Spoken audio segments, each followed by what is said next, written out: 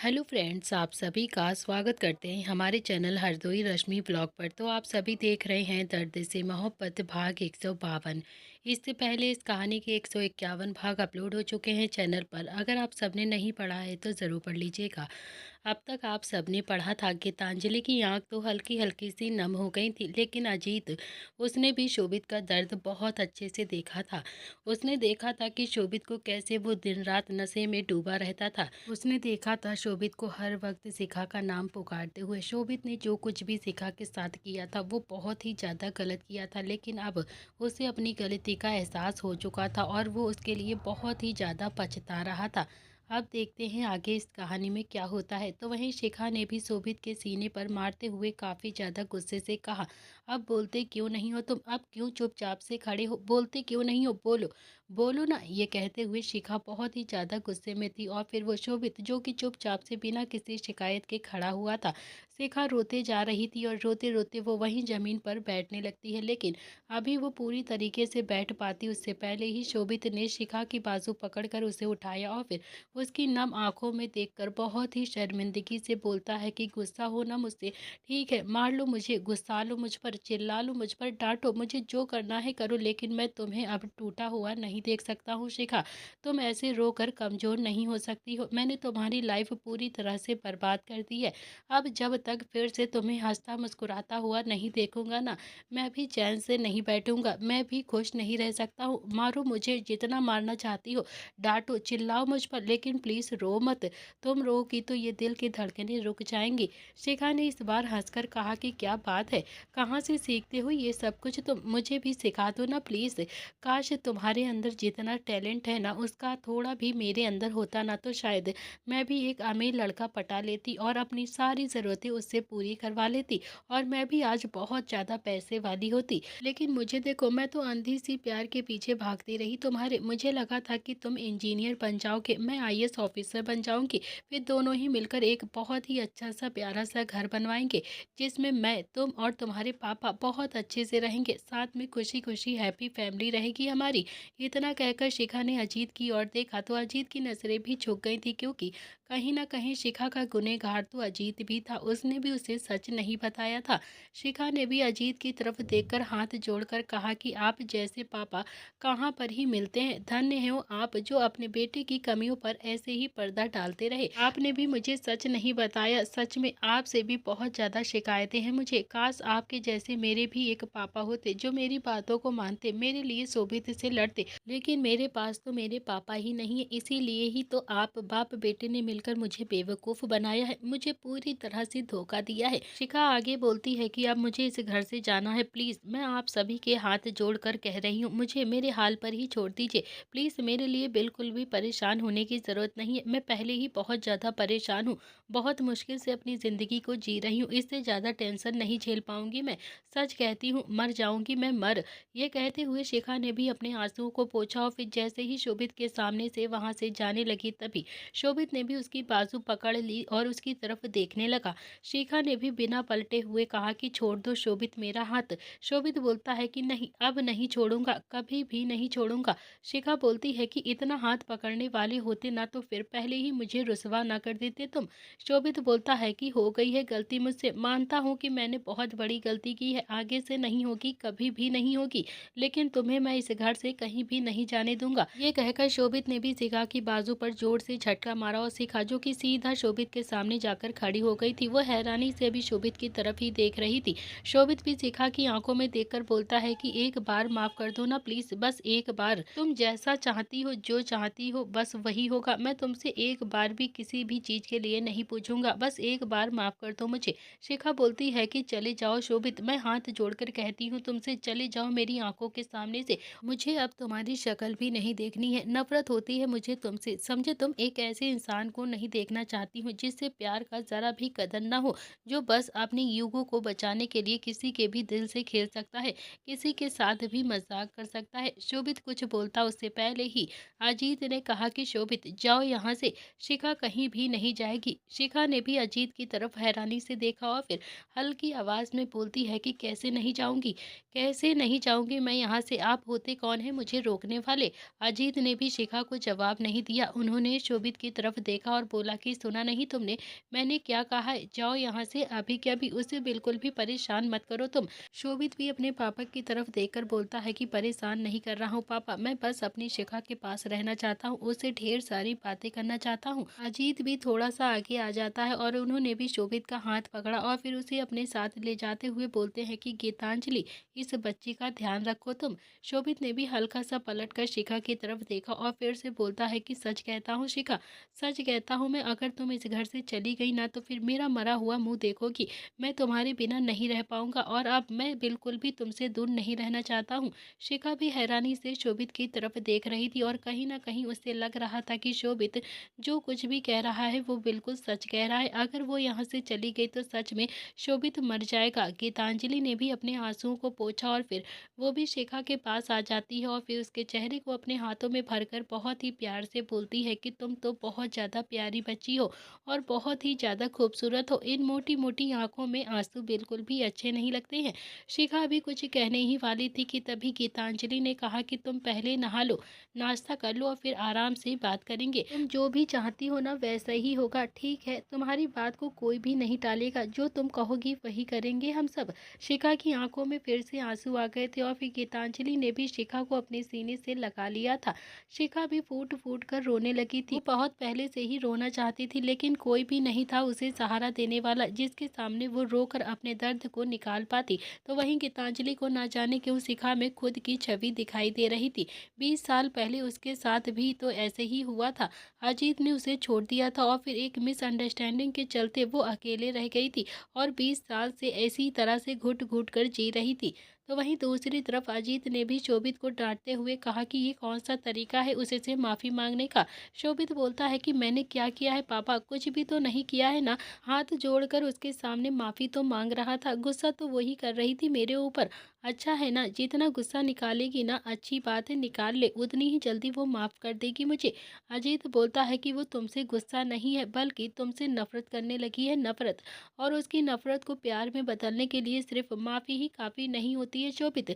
तुम्हें क्या लगता है कि तुम उसके सामने जाओगे और उससे माफ़ी मांग लोगे, वो थोड़ा सा गुस्सा करेगी तुम पर और गुस्से में बहुत ज़्यादा चिल्लाएगी और सब कुछ ठीक हो जाएगा? नहीं, बिल्कुल भी नहीं, ऐसा बिल्कुल नहीं होता है। एक लड़की जिसने बचपन से ही आईएएस ऑफिसर बनने का सपना देखा ही था और उसके सपने को भी तोड़ दिया है तुमने, और अब तुझे लगता है कि तुझे वो इसी तरह से माफ़ कर देगी और इतनी आसानी से तेरे साथ रहने लगेगी और तू उसके साथ फैमिली शुरू कर देगा?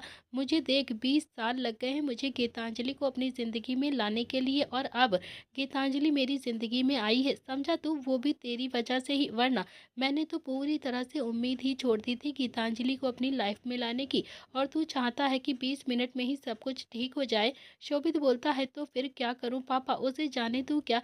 यहाँ से मैं उसे नहीं जाने दूंगा, चाहे उसे मुझे कैद ही क्यों ना करना पड़े, मैं नहीं जाने दूंगा उसे, मतलब नहीं जाने दूंगा। उसे रोना है, चीखना है, चिल्लाना है, गुस्सा करना है, मुझे गालियां देनी है, मुझसे नफरत करनी है, जो भी करना है करे, मुझे कोई मतलब नहीं है उससे, लेकिन मेरी आंखों के सामने रहकर ही करे।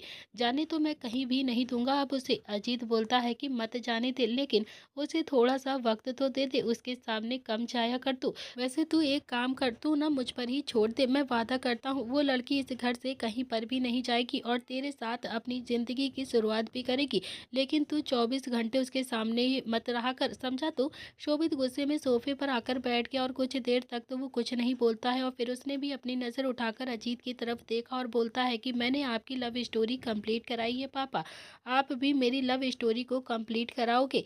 अजीत ने भी एक एब्रो चढ़ाकर शोभित की तरफ घूर कर देखा तो शोभित ने भी हल्के से मुस्कुरा कर देखा और कहा कि ऐसे क्यों देख रहे हो आप, आपके प्यार के लिए मैंने क्या कुछ नहीं किया है पापा, जेल भी चला गया था और बाकी के कांड गिनवाने की जरूरत नहीं है मुझे, आपको खुद ही सब कुछ पता है मैंने क्या क्या किया है आपकी लव स्टोरी के लिए। तो फिर क्या अब आप मेरी लव स्टोरी कंप्लीट नहीं कर सकते हो क्या? आप भी तो मेरे लिए कुछ कर सकते हो ना। अजीत ने भी अपने हाथ बांध कर कहा कि तू अकेला नहीं था, समझा तू, तेरे साथ वो 2 बंदर भी थे। शोभित बोलता है कि मेरे साथ 2 बंदर थे ना, तो फिर आप ना 4 बंदरों को शामिल कर लो, लेकिन मुझे मेरी शिखा चाहिए, मैं उसे आईएएस ऑफिसर बनते हुए देखना चाहता हूँ। वो डाइनिंग टेबल पर मेरा वेट नहीं करेगी, मैं उसका इंतज़ार करूँगा। वो कॉटन की साड़ी पहने हाथ में फ़ाइल लेकर घर पर आएगी, फिर हम साथ में बैठकर डिनर करेंगे। ये कहते हुए शोभित की आंखें फिर से हल्की-हल्की सी डबडबा गई थीं।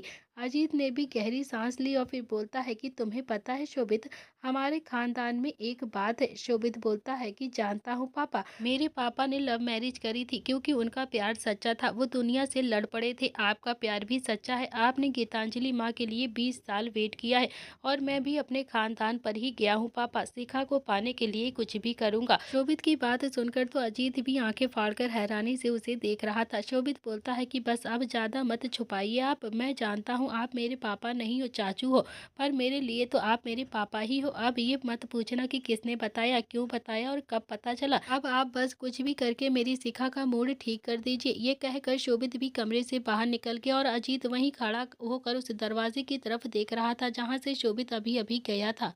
रात का समय हो चला था। किट्टू अपने कमरे में बैठकर पढ़ाई कर रही थी और बीच बीच में घड़ी को भी निहार लेती है। असल में वो रुद्र का इंतजार कर रही थी जो कि अभी स्टडी रूम में बैठकर अपना काम कर रहा था। किट्टू अभी सोच ही रही थी कि जब तक रुद्र भी नहीं आता है तब तक वो भी थोड़ी देर पढ़ाई कर लेती है, लेकिन रात के 1 बज गया था और रुद्र ऊपर अभी तक नहीं आया था। किट्टू को अब धीरे धीरे गुस्सा आने लगा था। उसने भी अपनी बुक को फोल्ड करके साइड में रखा और फिर बेड से उतरकर स्लीपर्स पहनते हुए बोलती है कि अभी बताती हूँ इनको, खुद को समझते क्या है ये। कल भी लेट आए थे और आज भी स्टडी रूम में बैठकर काम कर रहे हैं। पता नहीं ऐसा कौन सा काम करते रहते हैं। सारी दुनिया में एक यही बिजनेस करते हैं क्या जो इन्हें अपनी बीवी के लिए बिल्कुल भी टाइम नहीं, ना ही कोई परवाह है। इतना कहकर किट्टू भी गुस्से से कमरे से निकल गई और सीधा सीढ़ियों से होते हुए स्टडी रूम में गई जहाँ पर रुद्र और संजय दोनों ही बैठकर काम कर रहे थे। संजय ने एक नज़र किट्टू की तरफ देखा और फिर अगले ही पल उसकी आंखें हैरानी से बड़ी हो गई थी क्योंकि किट्टू के बिल्कुल पीछे संध्या भी हाथ बांधकर खड़ी हुई थी। बाप बेटे ने एक दूसरे को देखा और फिर दोनों ही समझ गए थे कि अब चुपचाप से उठकर चलने में ही भलाई है उनकी, क्योंकि दोनों ही इस वक्त बहुत ही ज्यादा गुस्से से घूर रही थी। संजय उठा, उसने भी अपना लैपटॉप बंद किया और फिर रुद्र की तरफ देखकर बोलता है कि बाकी का काम ऑफिस में करते हैं। इतना कहकर संजय ने हल्का सा मुस्कुराकर किट्टू की तरफ देखा और फिर उसकी साइड से जाने लगा और तभी संध्या बोलती है कि नहीं नहीं, किसने कहा है कि काम ऑफिस में करना है? काम तो यहीं पर होगा और अभी होगा। सारी दुनिया में आप और आपका बेटा ही तो है जो इतना ज़्यादा काम करते हैं। बाकी के दुनिया में तो पूरे के पूरे सब पागल है ना।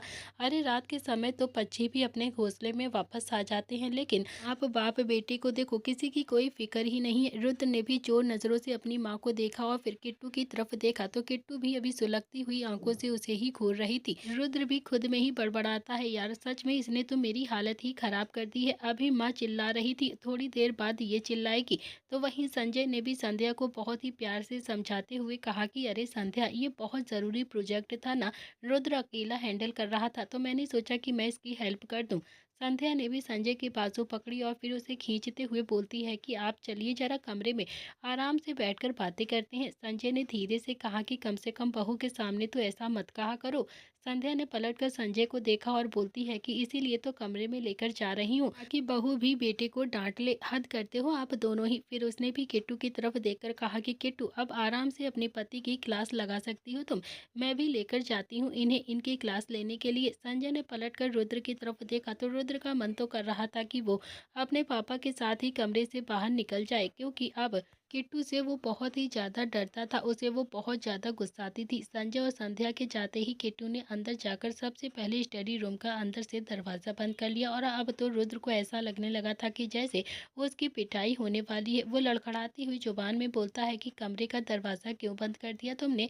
किट्टू बोलती है कि ताकि आवाज़ बाहर ना जाए, अगर आवाज़ बाहर जाएगी तो इंसल्ट हो जाएगी ना आपकी। रुद्र ने डरते हुए कहा कि किस चीज़ की आवाज़ बाहर जाएगी? किट्टू ने पास रखा हुआ एक शो पीस उठाया और फिर बोलती है कि ये टूटेगा तो फिर आवाज़ बाहर जाएगी ना। इतना कहकर किट्टू ने एक कदम रुद्र की तरफ और आगे बढ़ाया तो रुद्र ने एक कदम पीछे हटकर कहा कि यार यार ये क्यों टूटेगा? किट्टू बोलती है कि अब जब किसी चीज़ से टकराएगा तो टूटेगा तो ज़रूर ना, और टूटेगा तो फिर बाहर आवाज़ आएगी, फिर पूरा परिवार उठकर यहाँ पर आ जाएगा, जो मैं बिल्कुल भी नहीं चाहती हूँ। रुद्र ने एक और कदम पीछे लिया और बोला कि किस चीज़ से टकराएगा ये? किट्टू ने दांत पीसते हुए कहा कि आपके सर से। और किससे? थोड़ी भी शर्म नहीं आती है आपको? मैं आपका 2 घंटे से इंतज़ार कर रही हूँ और आप यहाँ पर स्टडी रूम में बैठकर काम कर रहे हो। कम से कम एक मैसेज करके बता तो सकते थे ना, आपके इंतज़ार में मैंने 2 चैप्टर एक्स्ट्रा पढ़ लिए हैं। रुद्र थोड़ा-सा पीछे हुआ और बोला कि देखो, तुम पहले ये शो पीस साइड में रखो। अच्छा नहीं लगता है ना? किट्टू बोलती है कि क्या अच्छा नहीं लगता है? अभी सर में लग जाएगा ना, तब बहुत ज़्यादा अच्छा लगेगा। किट्टू कुछ कदम चलकर रुद्र के पास आ जाती है और रुद्र दीवार से जा लगता है। किट्टू ने जैसे ही रुद्र को डराने के लिए अपना हाथ ऊपर उठाया, रुद्र ने उसका हाथ हवा में ही पकड़कर जल्दी से उसके हाथों से शो पीस छीन लिया और टेबल पर रख दिया।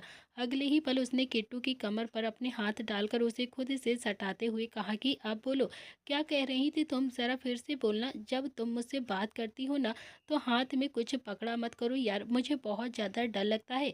किट्टू ने भी आंखें दिखाते हुए कहा कि मिस्टर रुद्राक्ष प्रताप सिंह को भी डर लगता है क्या? द ग्रेट बिजनेसमैन को डर लगता है क्या? वो भी अपनी बीवी से? बिल्कुल भी नहीं। रुद्र बोलता है कि डरता तो रुद्र किसी के बाप से भी नहीं है, लेकिन अपनी बीवी से बहुत ज़्यादा प्यार करता है, अगर उसके मूड से बहुत ज़्यादा डरता है। किट्टू थोड़ा सा एटीट्यूड में बोलती है कि आपकी बातों से मेरा मूड बिल्कुल भी ठीक नहीं होगा, समझे? आप थोड़ी देर और तारीफ करो। रुद्र बोलता है कि उस दिन की तो थी यार कैबिन में इतनी ज़्यादा तारीफ। ये सुनकर तो किट्टू को एकदम से हंसी आ गई थी और उसने भी रुद्र की आंखों में देखकर कहा कि उसे तारीफ नहीं कहते हैं, वो तो शोभ भैया ने स्क्रिप्ट लिख के दी थी आपको और आप उसे उल्टी सीधी पढ़ने लगे थे मेरे सामने।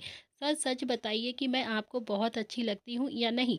आप मुझे बहुत ज़्यादा प्यार करते हैं या फिर नहीं? रुद्र ने भी अपनी पकड़ मजबूत करते हुए किट्टू को अपने और करीब किया और फिर बहुत ही प्यार से बोलता है कि पता नहीं किट्टू, तुमसे इतना प्यार कब हो गया मुझे, लेकिन बहुत ज़्यादा प्यार हो गया है अब मुझे तुमसे। इतना कि तुम्हारे चेहरे पर उदासी देखता हूँ तो मुझे बिल्कुल भी अच्छा नहीं लगता है। इतना कि तुमसे डरने लगा हूँ अब मैं। इतना कि 24 घंटे तुम्हें अपनी आंखों के सामने रखना चाहता हूँ, तुमसे बात करना चाहता हूँ। और इस बार किट्टू ने भी नाराज़गी भरी आवाज़ में कहा कि यही तो आप झूठ बोल रहे हैं। ये कहते हुए उसने भी अपना एक हाथ रुद्र के शर्ट के बटन पर रख लिया और फिर उसे हल्के-हल्के से खेलते हुए बोलती है कि अगर इतना प्यार करते हो, इतना ज़्यादा इंतज़ार नहीं करवाते आप हमें? जब देखो बस मीटिंग, जब देखो बस बिज़नेस, हम कहीं घूमने भी नहीं गए हैं अभी तक। रुद्र ने भी किट्टू के होठों पर हल्का सा किस किया और फिर बहुत ही प्यार से बोलता है कि अच्छा, तो बताओ कहाँ चलना चाहती हो तुम?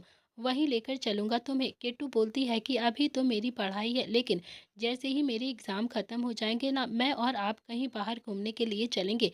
चलेंगे ना आप मेरे साथ? बिज़नेस का बहाना तो नहीं करोगे ना? रुद्र ने ना में अपनी गर्दन हिलाई और बोला कि नहीं, बिल्कुल भी नहीं। चलेंगे कहीं दूर घूमने के लिए। इतना कहकर रुद्र ने भी किट्टू को अपनी गोद में उठा लिया और फिर किट्टू ने भी अपनी बाहें रुद्र के गले में लपेट दी। रुद्र किट्टू को लेकर स्टडी रूम से बाहर आ गया और फिर अपने कमरे में आ जाता है। किट्टू भी रुद्र के प्यार को गहराई से महसूस कर रही थी और करीब 1 घंटे के बाद किट्टू बहुत ही आराम से सुकून की नींद सो चुकी थी और रुद्र उसके बालों को सहला रहा था। उसकी नज़र अभी भी किट्टू पर ही टिकी हुई थी। वो खुद से ही बोलता है कि पता नहीं ये लड़की कब मेरी जान बन गई यार, मुझे तो पता ही नहीं चला। इतना कहकर रुद्र ने भी किट्टू को पीछे से कसकर गले लगा लिया और फिर अपनी आंखें बंद कर ली। अगली सुबह सभी लोग डाइनिंग टेबल पर बैठे हुए थे और नाश्ता कर रहे थे। बस शुभ ही था जो अभी भी मुंह फुलाकर बैठा हुआ था। तभी संध्या ने शुभ के सिर पर हल्का सा हाथ मारते हुए कहा कि अरे, तू ऐसे मुंह फुलाने से क्या तेरी शादी दिशा से हो जाएगी क्या? शुभ बोलता है कि तो फिर कैसे होगी माँ? आपने निहाल की तो शादी फिक्स कर दी है, परसों उसकी सगाई भी है। और मेरा मेरा तो कुछ भी नहीं ना, मेरा तो रिश्ता अभी तक पक्का भी नहीं किया गया है। ये कहकर तो शुभ फिर से मुंह फुलाकर बैठ गया था। संजय ने भी अपना अखबार फोल्ड करते हुए कहा कि तो फिर क्या चाहता है तू? तू बता देना कि तेरे दिला में और दिमाग में क्या चल रहा है। जो बोलता है यही कि मेरा रिश्ता लेकर पुरोहित हाउस चले जाओ आप लोग और मेरी दिशा की शादी फिक्स कर दो। शुभ ने अपने दिल की बात बोल तो दी थी, लेकिन किसी ने भी उसकी बात पर रिएक्ट नहीं किया था।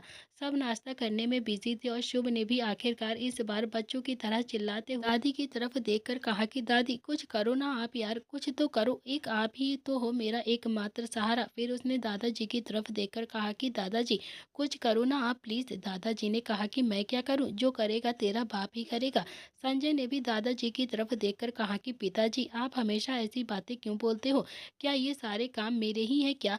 आप भी तो कर सकते हैं ना। आप चले जाइए ना माँ को लेकर पुरोहित हाउस और दिशा और शुभ की शादी फिक्स करवा दीजिए। दादाजी बोलते हैं कि क्यों क्यों जाऊँ मैं क्या तेरे बाप का नौकर हूँ क्या? संजय ने भी बहुत ही प्यार से और आराम से कहा कि नहीं, मैं आपका नौकर हूँ। इनफैक्ट मैं तो सबका नौकर हूँ। पिताजी आप देख रहे हैं ना मुझे कि मुझे तो ऑफिस भी जाना पड़ता है और इतना सारा काम करना पड़ता है। आप लेकर चले जाइए ना माँ को।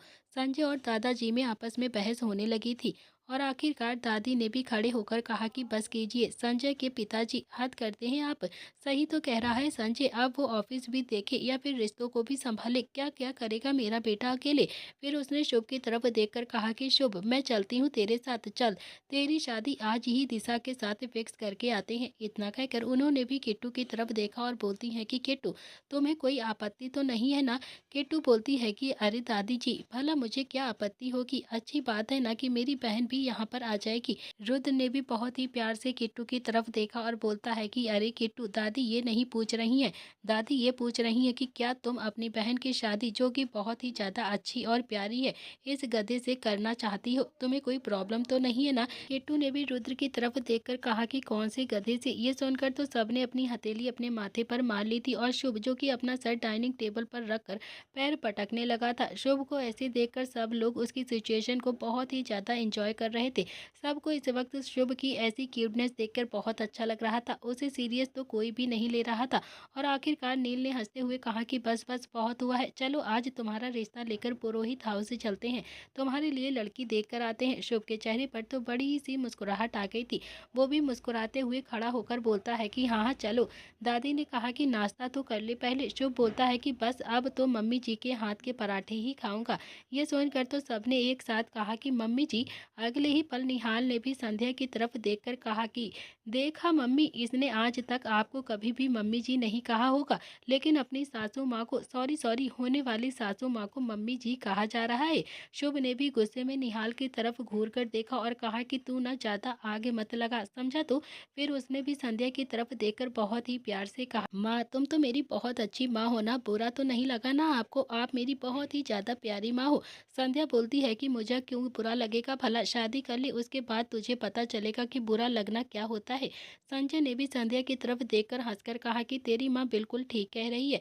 मुझे और रुद्र को कल ही पता चला है कि शादी के साइड इफेक्ट्स कितने होते हैं। यह सुनकर तो रुद्र के चेहरे पर भी बड़ी सी मुस्कुराहट आ गई थी और संजय कुछ देर तक तो रुद्र को देखता रहता है। रुद्र जब जब हंसता था संजय को बहुत ही ज्यादा अच्छा लगता था। वहीं किट्टू की नजरें भी रुद्र पर ही टिकी हुई थी। रुद्र को ऐसे हंसता हुआ देखकर किट्टू को भी अच्छा लग रहा था। आखिरकार ठीक 1 घंटे के बाद 4 गाड़ियां पुरोहित हाउस के गार्डन में आकर रुकती हैं और सभी लोग गाड़ी से बाहर उतरते हैं। शुभ दादाजी को देखकर बोलता है कि दादाजी, वैसे हम इतने सारे जने यहाँ पर आए हैं, हम डायरेक्ट बारात लेकर भी आ सकते थे। दादाजी कुछ कहते उससे पहले ही संजय ने कहा कि मेरा आना जरूरी नहीं था पिताजी। दादाजी ने एक नज़र संजय की तरफ घूर कर देखा और बोला कि मेरा भी आना यहाँ पर जरूरी नहीं था, लेकिन मैं आ गया हूँ ना, तो फिर अब आ गया है तू भी। ज़्यादा नौटंकी मत कर, समझा तू। अपने बच्चों का रिश्ता पक्का करते हैं, चुपचाप से अंदर चल। पूरी प्रताप फैमिली पुरोहित हाउस के सिटिंग एरिया में बैठी हुई थी। सौम्या ने जैसे ही पूरी फैमिली को अपने घर में देखा, उसके चेहरे पर बड़ी सी स्माइल आ गई थी और वो बहुत ही ज़्यादा खुश हो जाती है। लेकिन वो थोड़ा सा हैरान भी हो गई थी, अचानक से सब लोग क्यों आ गए हैं उसके घर पर, वो भी बिना बताए। वो भी अपनी साड़ी को संभालते हुए हाथ जोड़कर उनकी तरफ आते हुए बोलती है कि अरे आप सब यहाँ पर अचानक से, मेरे तो घर की शोभा ही बढ़ गई है। सौम्या भी आगे आकर मुस्कुरा कर बोलती है। उसने पहले विजय जी के पैर छुए और फिर चांदनी जी के। चांदनी ने भी सौम्या को ढेर सारा आशीर्वाद देते हुए कहा कि सदा खुश रहो बेटा और ऐसे ही मुस्कुराती रहो। सौम्या बोलती है कि मुझे पता होता कि आप लोग आ रहे हैं तो फिर मैं बहुत ही अच्छे से स्वागत करती आप लोगों का। आप सब बैठिए, मैं अभी पानी लेकर आती हूँ। इतना कहकर सौम्या भी किचन में चली गई और फिर किट्टू भी खड़ी होकर अपनी माँ के पीछे पीछे किचन में चली गई थी। सौम्या ने भी एक नौकर से कहा कि नए वाले गिलास निकालो जल्दी से जल्दी। किट्टू के चेहरे पर भी बड़ी सी मुस्कुराहट आ जाती है। वो बोलती है कि माँ, मेरे ससुराल वालों को नए गिलास में पानी पिलाओगी क्या। सौम्या ने भी अब किट्टू की तरफ देखा और फिर थोड़ा सा मुस्कुरा कर कहा कि वो सब कुछ छोड़ो, तुम सब आने वाले थे, तुमने मुझे बताया क्यों नहीं। अब मैं अचानक से क्या बना दूं आप सबके लिए, बता तो देती, मुझे एक बार एक मैसेज ही कर देती। किट्टू बोलती है कि अरे माँ, अपना फ़ोन चेक कीजिए जरा आप, पापा से रोमांस करने से फुर्सत होगी आपको तो ही आप अपना फ़ोन चेक करोगी ना। मैंने आपको बहुत सारे मैसेज किए थे और 2 बार कॉल भी किया था, लेकिन पता नहीं आप तो कहाँ पर थीं। आपने ना तो एक भी मैसेज का रिप्लाई किया और ना ही मेरी कॉल रिसीव किया। सौम्या ने भी अपने माथे पर अपनी हथेली मार कर कहा कि हे भगवान, मेरा फ़ोन तो तेरे पापा के पास में ही था, मगर उन्होंने मुझे बताया क्यों नहीं? उनकी तो बाद में खबर लूँगी। किट्टू बोलती है कि हो सकता है पापा ने भी चेक ना किया हो माँ। अच्छा वो सब कुछ छोड़िए, आपसे एक इम्पोर्टेंट बात करनी थी। सौम्या बोलती है कि हाँ, बताना क्या बात करनी है? किट्टू ने कहा कि आप जानती हैं ये सब लोग यहाँ पर क्यों आए हैं? सौम्या ने भी ना में अपनी गर्दन हिला दी। किट्टू बोलती है कि गैस कीजिए ना, क्यों आए होंगे? अच्छा चलिए मैं ही आपको एक हिंट दे देती हूँ। इतना कहकर किट्टू ने सौम्या की बाजू पकड़ी और फिर उसे हल्का से खींचकर किचन से थोड़ा सा बाहर लेकर आई और फिर शुभ की शक्ल दिखाते हुए बोलती है कि ये देखो, शुभ की शक्ल देखकर क्या लग रहा है आपको? हम यहाँ पर क्यों आए होंगे?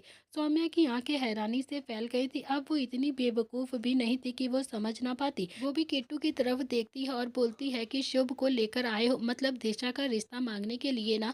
किट्टू ने भी मुस्कुराकर हाँ में अपनी गर्दन हिला दी और एक्साइटमेंट में बोलती है कि हाँ माँ, दिशा के रिश्ते के लिए ही तो हम सब यहाँ पर आए हैं। अब बताओ आपको मेरा देवर पसंद है या नहीं? सौम्या ने तो बहुत ही ज़्यादा हैरानी से अपने मुंह पर हाथ रख लिया। उसे तो यकीन ही नहीं हो रहा था। वो बोलती है कि सच में दिशा के लिए रिश्ता लेकर आए हो तुम लोग? सच में, या फिर बस मजाक कर रही हो तुम मेरे साथ?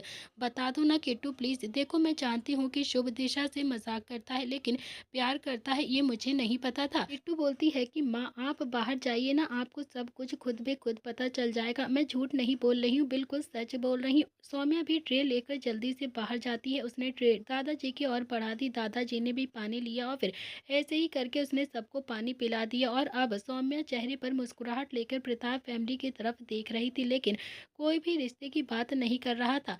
सौम्या ने भी हल्का सा पलट कर किट्टू की तरफ देखा तो किट्टू ने भी अपने कंधे उचका दिए। दादाजी भी संजय की तरफ देख रहे थे, जैसे कहना चाहता हूँ कि रिश्ते की बात शुरू कर दूं। संजय ने भी अपनी टाई हल्की से ढीली की और फिर सौम्या की तरफ देखकर बहुत ही प्यार से और धीरे से कहा कि सौम्या जी, मिस्टर पुरोहित दिखाई नहीं दे रहे हैं कहीं पर? सौम्या ने कहा कि मैं अभी बुलाकर लाती हूँ। इतना कहकर उसने भी कमरे की ओर देखा और फिर थोड़ा तेज आवाज में बोलती है कि नरेन देखिए ना कौन आया है, जल्दी से बाहर आइए। नरेन भी कमरे से बाहर निकल आ गया था। उसने भी प्रताप फैमिली को देखा तो उसके माथे पर भी एकदम से सिकन आ गई थी और सबसे ज्यादा नजर तो उसकी शुभ की तरफ ही जा रही थी। शुभ भी मुस्कुराकर अपने ससुर जी की तरफ देख रहा था। तो वहीं नरेन सोच ही रहा था कि क्या सच में उसे अपनी दिशा की शादी शुभ के साथ करवा देनी चाहिए। अगर वो शुभ का एहसान माने तो उसकी आंखें बंद करके शादी कर देनी चाहिए उसे, लेकिन अगर वो शुभ की हैसियत देखे तो उसे दिशा की शादी शुभ से बिल्कुल भी नहीं करनी चाहिए। नरेन भी समझ गया था कि शुभ यहाँ पर क्यों आया है और फिर पूरी प्रताप फैमिली इसीलिए आई है यहाँ पर। उसका माथा भी थोड़ा सा खनक गया था, लेकिन फिर भी बड़ी बेटी के ससुराल से लोग आए थे तो उन्हें इज्जत के साथ अटेंड तो करना है, उसका फर्ज बनता है, पूरा पूरा उसका कर्तव्य था। नरेन भी आगे आया और उसने भी हाथ जोड़कर सबको नमस्ते कहा। सौम्या ने नरेन को आंखें दिखाते हुए कहा कि अरे हाथ क्या जोड़ रहे हो आप, कम से कम माँ और बाबूजी का आशीर्वाद तो ले लो। नरेन ने भी तिरछी नजरों से सौम्या की तरफ देखा और फिर धीरे से कहा कि तुमने ले लिया है आशीर्वाद?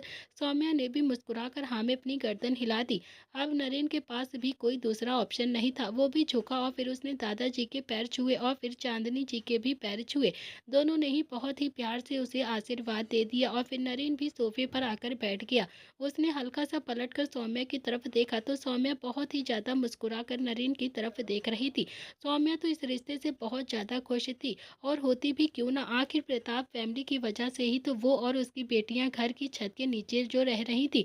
नरेन ने भी मुस्कुरा कर कहा कि सौम्या बेटी के ससुराल से लोग आए हैं, कुछ खाने पीने का इंतजाम तो करो। सौम्या ने भी मुस्कुरा कर हाँ में अपनी गर्दन हिला दी और फिर सीधा किचन की ओर दौड़ जाती है। तो वहीं नरेन ने भी शुभ की तरफ घूर कर देखा, जो कि अभी मुस्कुरा कर और शर्मा कर अपने ससुर जी की तरफ ही देख रहा था। नरेन ने फिर संजय की तरफ देखा तो संजय बोलता है कि नरेन, घुमा फिरा कर बात नहीं करूंगा, क्योंकि मुझे घुमा फिरा कर बात करना आता भी नहीं है। दिशा का रिश्ता लेकर आए हैं हम सब। अब बताओ क्या तुम्हें दिशा के लिए हमारा शुभ पसंद है? नरेन ने भी शुभ की तरफ घूर कर देखा और फिर रुद्र की तरफ देखा। नरेन अगर परखता तो शुभ से कहीं ज्यादा अच्छा रुद्र था, बिजनेस में भी, पर्सनैलिटी में भी और जिम्मेदारी में भी। नरेन तो रुद्र को भी बहुत मुश्किल से अपना रहा था, बहुत ही मुश्किल से उसे थोड़ा थोड़ा पसंद कर पाया था। ऊपर से शुभ का रिश्ता लेकर आना नरेन को अब और भी ज्यादा परेशान कर रहा था।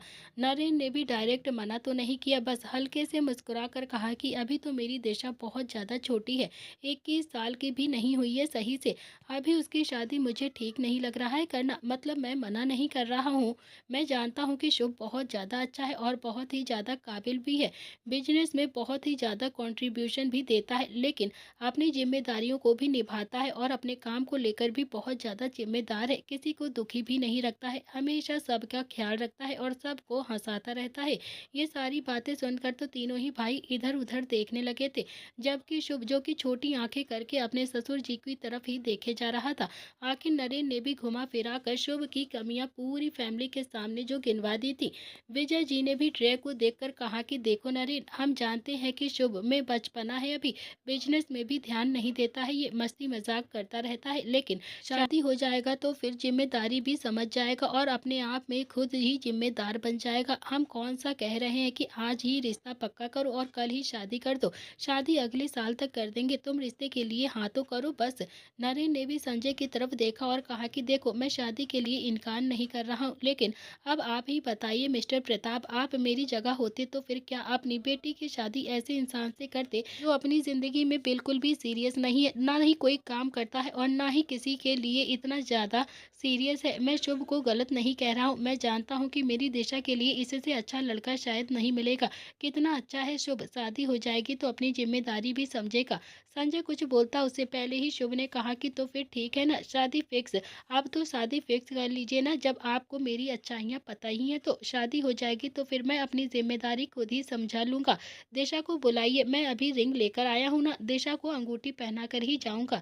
इतना कहकर उसने भी अपने जीन्स की जेब में अपना हाथ डाला और फिर एक डायमंड की रिंग निकाल ली। सभी लोग शुभ को बहुत ही ज़्यादा हैरानी से देख रहे थे, सबकी आँखें एकदम से बड़ी हो गई थी। वहाँ जो कोई भी बैठा था वो सब बेवकूफ़ नहीं था, सब लोग जानते थे कि नरेन शायद इस रिश्ते के लिए हाँ ना कहे और ये बात शुभ बहुत अच्छे से जानता था। उसके ससुर जी कभी भी पलट सकते हैं, लेकिन शुभ भी कम नहीं था। जो अच्छे-अच्छों की लव स्टोरी फिक्स कर सकता था, वो क्या अपनी लव स्टोरी फिक्स नहीं कर सकता? वो भी बहुत ही ज़्यादा चालाक था, इसीलिए वो पूरे इंतज़ाम के साथ आया था।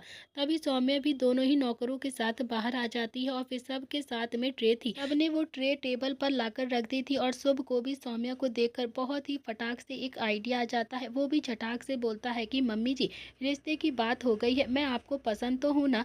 सौम्या के चेहरे पर भी बड़ी सी मुस्कुराहट आ गई थी। उसने भी शुभ के गाल पर बहुत ही प्यार से अपना हाथ लगाकर कहा कि मैं तो बहुत ज़्यादा खुश हूँ। तुम दिशा से प्यार करते हो और उससे शादी भी करना चाहते हो। मेरी दोनों ही बेटियाँ एक ही घर में चली जाएंगी, भला मुझे और क्या ही चाहिए। मैं तो इस रिश्ते से सच में बहुत ही ज़्यादा खुश हूँ, बहुत ही ज़्यादा। शुभ बोलता है कि तो फिर फटाफट से दिशा को बुला दीजिए मम्मी जी, मैं भी ना रिंग लेकर आया हूँ, अभी के अभी ही उसे पहना कर जाऊँगा तो फिर एक टेंशन तो ख़त्म ही हो जाएगी ना। तो सभी लोग हैरानी से अभी शुभ की तरफ देख रहे थे। तो दोस्तों, इसी के साथ इस कहानी का आज का एपिसोड यहाँ पर समाप्त होता है। क्या होने वाला है कल के एपिसोड में, ये आपको पता चलेगा कल। क्या सच में नरेन करेगा इस शादी के लिए हाँ? क्या सच में दिशा और शुभ की शादी हो पाएगी या फिर नहीं? या फिर शुभ को करना पड़ेगा और भी ज़्यादा इंतजाम अपनी और दिशा की शादी के लिए? Thank you.